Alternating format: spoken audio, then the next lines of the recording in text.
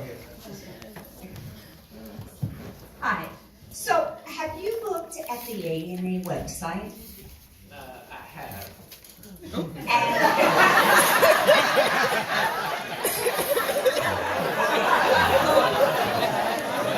I look at it, I didn't study it. Facial expression and everything. Rolling eyes optional.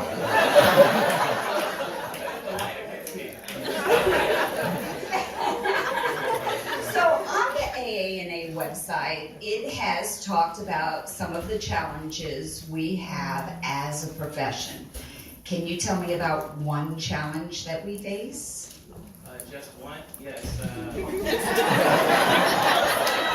If you're saying just one, it better be good. There is the descriptor debate that's going on right now for one. The whether we call ourselves nurse anesthetists or nurse anesthesiologists is up for debate.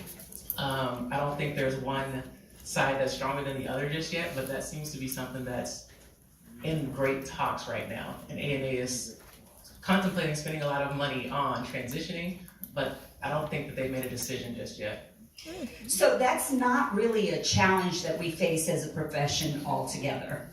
And while I'm very happy that you looked at the descriptor as a challenge, I'm talking about a challenge that threatens our profession. So physicians wanting to limit our practice would be a big thing. Wanting to try to push us out of certain areas like certain hospitals and try to replace us with anesthesia assistants, which would definitely hinder our practice in the future. If we can't get into certain hospitals, we don't have a livelihood, we can't have a profession. So we have to fight to keep our foot in the door wherever we are, and into whatever areas of practice that we're in, whether it be in the hospital or running a pain management clinic independently. Awesome.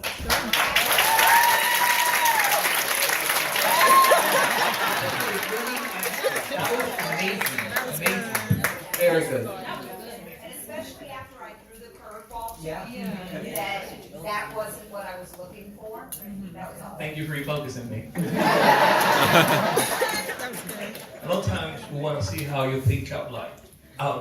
We want to see your critical thinking. So there's not necessarily one straight answer that is correct that we're looking for.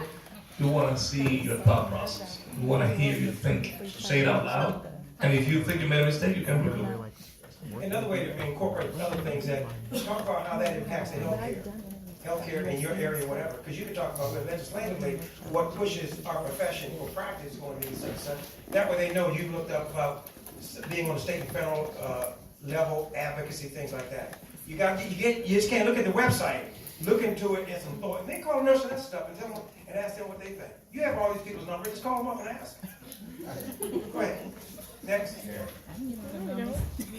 So when you read the website, the ANA website, we always hear certainly some emergence of another professional society called the American Society of Anesthesiologists.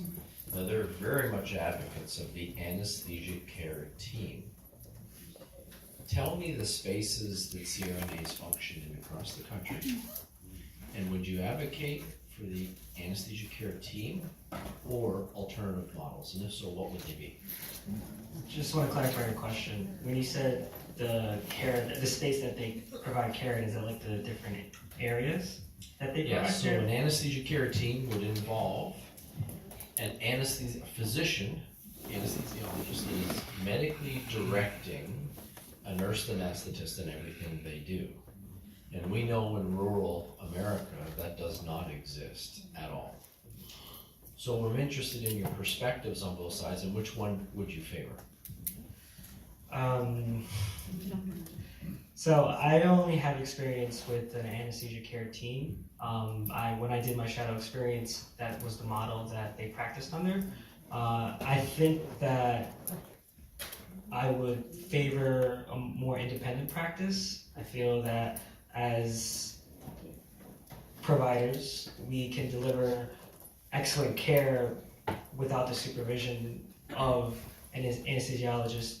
And I feel that way because we had hands-on bedside experience prior to even going into school, so that is very valuable in being a practitioner and providing care to patients.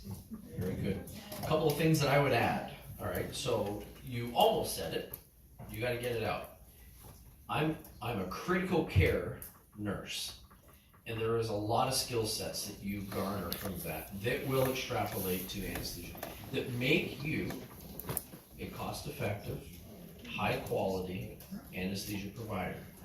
And in addition to that, to Dan's point, is as an independent practitioner, because we're moving into the economics of healthcare delivery, that is going to drive independent practice. And therefore, you open up access to patients that never, prior to us emerging in some of these communities, would never have had that access to begin with. And so those are some of the things that, when you look at the website, those are some of the taglines, right? High quality, cost effective, open up access. And you are in, how do I phrase this from a political standpoint? So I think every anesthesia program will tell their students, your responsibility when you graduate isn't to practice medicine, it is to be expert in anesthesia care delivery. You either are expected to know as much as an anesthesiologist or more in the space of anesthesia. We're not asking you to practice medicine. That is the practice of nursing. And I would also add that you should be able to practice to the best of your training and skill set, providing access, quality, cost. In today's healthcare landscape, very expensive costs, you're part of the solution. So you should be able to practice to your education and training as an APRN. And let me add to Gary's point. You don't know who's on the panel, anesthesiologists and nurse anesthetists. So you make sure you say, I can practice in any model that you guys have, whether independent or with an anesthesia team model. And that way you cover both bases. And that, because it's politics for the most part. What do you have to do now? You have to go back and look at where and how the nurse anesthetists practice. And that way you have a better feel for it. I know you didn't, I'm sure you didn't look at it prior to coming here. This is going to be a 20-year profession. You should know exactly what we do. You should not be guessing this point at the interview, right? It's on the website. It's on the website. Thank you. What's your name? Anthony Nunez. Anthony, so from speaking with you, I can see that you've done your research onto what a CRNA does.